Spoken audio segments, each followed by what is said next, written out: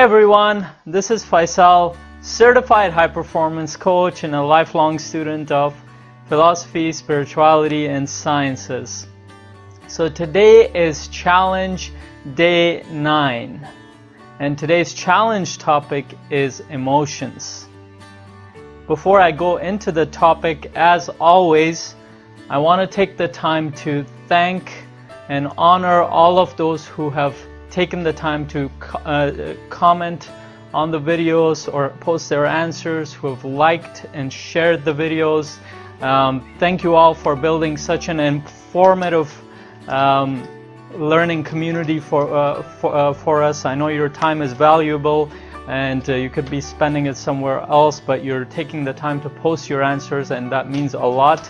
And I'm sure it means a lot to all those that are reading the answers, because they're getting a lot of ideas, concepts, information, and techniques that they can apply in their life right now. And for those of you who haven't looked at the comments yet, or who haven't gone through the videos, go ahead and go through them, because you will learn a lot. Okay, so make sure you like and share the videos. Make sure you post your answers in the comment section below, and make sure you do it on the main page, on my main page, so others can see your answers as well, and keep the discussion going. Okay, so today's topic is emotions. I have 3 questions for you. Question number 1, what do emotions mean to you? Is being emotional good or bad for you, or is it positive or negative? And the third question, does being emotional make you uncomfortable, and why? Okay, so what are emotions? First of all, let me start with feelings. I'll start with feelings because feeling defines emotion. So what are feelings? Feelings are a set of perception, or it's your perception of a stimuli that you come in contact with in your external environment or in your internal environment. So what does that mean? Let me give you an example. So let's say you were a clean slate, or even if you weren't, let's say you were exposed to a child laughing, and you see it and you get a feeling. And usually people get a feeling of happiness, or they probably laugh with it. So that's, you are exposed to that stimuli and you feel something. You get a reaction from it. And internal might be a sense of peace and calm, and a sense of internal happiness in relation to, let's say, you meditating, let's say you just sitting quietly. But whatever the case is, that stimuli creates a feeling within yourself. So what is emotion then? Emotions are the experiences that are linked with feelings. So what does that mean? Let's say as a child you went to this big family picnic or a camping trip, or whatever the case might be, and you had a really great time. And you never forgot that memory because it brought a lot of joy and happiness and fun for you. And later on down the road, you're driving by somewhere, or you stop by somewhere, you see a bunch of people, a family and friends, they're having fun, they look like they're on a picnic or a trip, and as soon as you look at that, you get a feeling out of that. And that feeling is attached to that experience you had in the past. So you get an emotional trigger. Now, emotional triggers could be negative as well. So let's say you eat a food that had gone bad, or something was wrong with it, and you get severely sick from that. And now, after every time you're exposed to that stimuli or that food, you get a negative feeling. You feel like you're gonna get sick. So you don't eat that food. So that emotional trigger of the food making you sick created an emotional response. So that becomes your emotion. And this could carry on with anything. We could have an experience being exposed to a dog biting us, or having a bad experience with horse riding, which I've had in the past, or it could be joyful experiences such as being around family or going on a trip or being with your friends. Whatever the case is, we have a range of emotions that is created over the course of our experience in this life, and the range goes from feeling joy, happiness, peace, or equanimity, to the other side, slowly going from sadness to anger, resentment, stress, fear, and depression. Whatever the case is, all these feelings are normal to us. All these emotions are normal to us as human beings. Now, the problem arises when we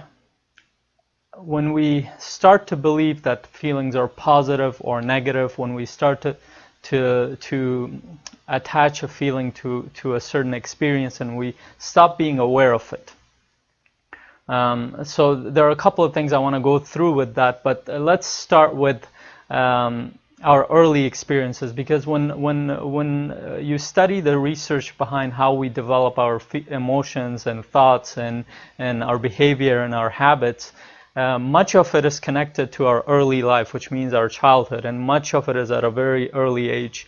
And there's even research showing that we even get experiences within the womb, as our mom, or as the fetus is growing, it's getting its experiences through the experiences that the mother is getting. So whatever the mother feels, experiences, that the embryo basically grows according to those feelings, to those emotions, and it's very intelligent, because biologically the fetus or the embryo it prepares itself for the external world through the feelings of mother, or through the perception of the mother.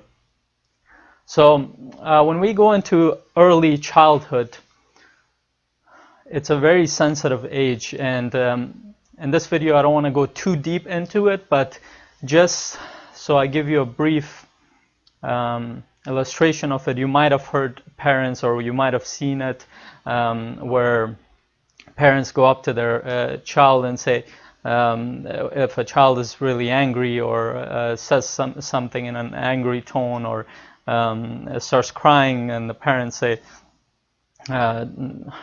boys don't cry, stop crying, or stop being angry, that's not a good thing. So that parent attached the negative or positive to that feeling without trying to find out why that child was angry or sad or had a strong feeling towards whatever happened.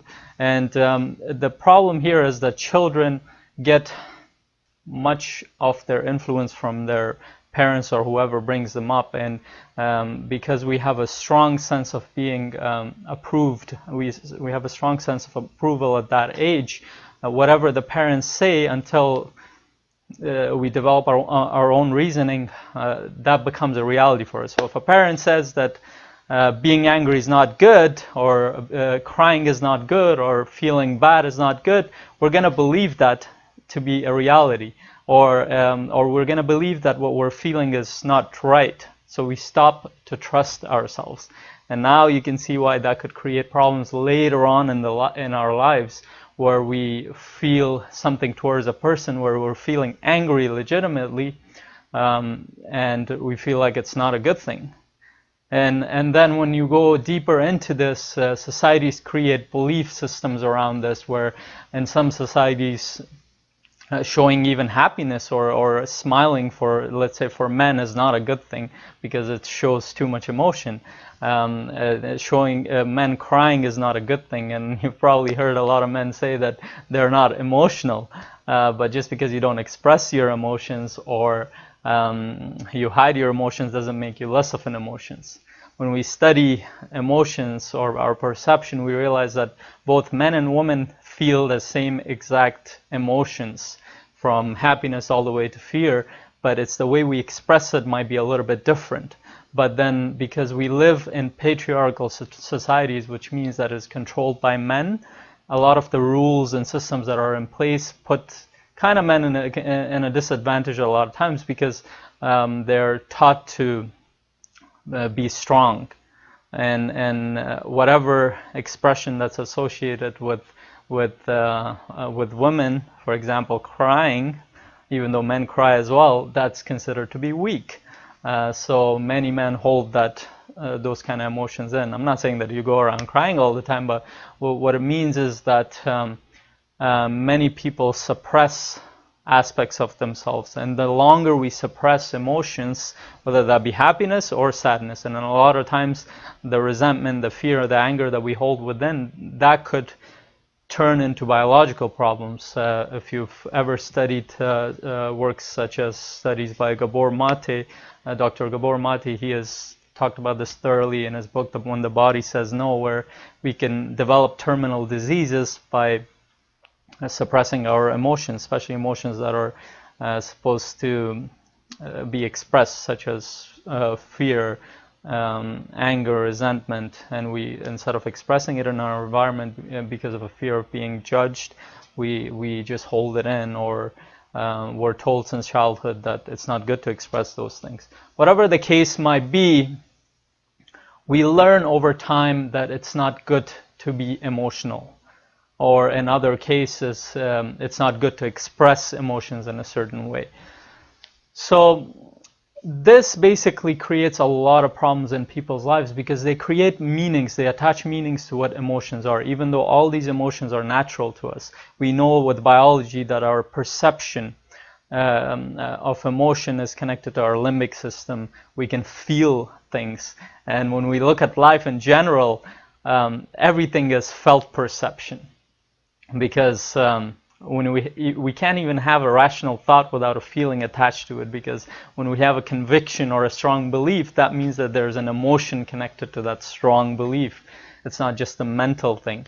When we have connections, there's emotion involved there. When we have when we think about our memories that brought us joy or sadness, they're all emotions. And when we look forward to things, it's a feeling that we're looking forward to. So when we say that we're not emotional, we're basically saying that we're not human or even alive, if you go far enough. And when you think about it in terms of spirituality and even science these days, in spirituality, heart is considered the seat of the soul, and heart is connected to your emotions.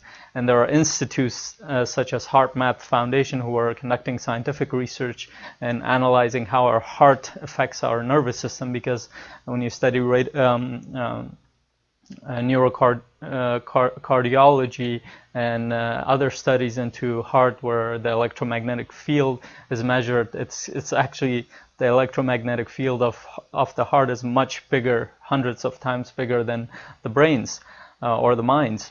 So there are a lot of things that we take for granted when it comes to emotions, when it comes to life. We start to believe certain things, and we don't think it over, and we just think that whatever we're taught is true.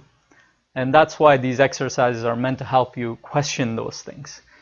So whatever your belief might be that's associated with emotions, I want you to think about it, and I want to hear your side of what you think of emotions. So go ahead and answer the 3 questions. I look forward to hearing your thoughts. The first question: what do emotions mean to you?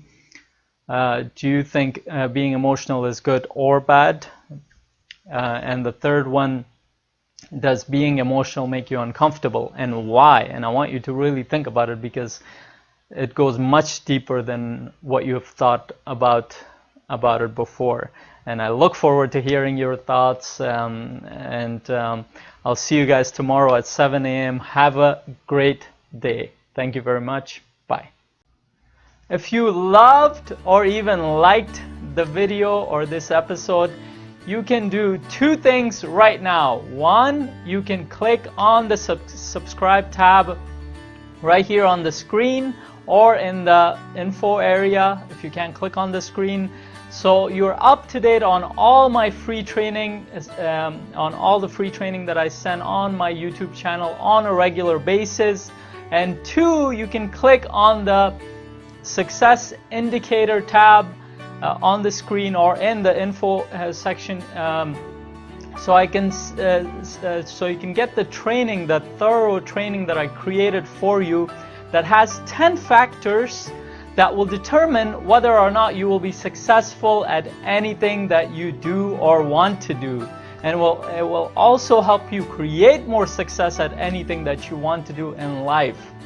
So, and this will also get you subscribed to my newsletter, so I can send you more of these free training on a regular basis that I don't post on my YouTube channel. So make sure you click on those 2 buttons or tabs, and make sure you like and share this video. Make sure you post your comments in the comment section below, so we can get more people involved in our community right here. Thank you very much. Have a great day.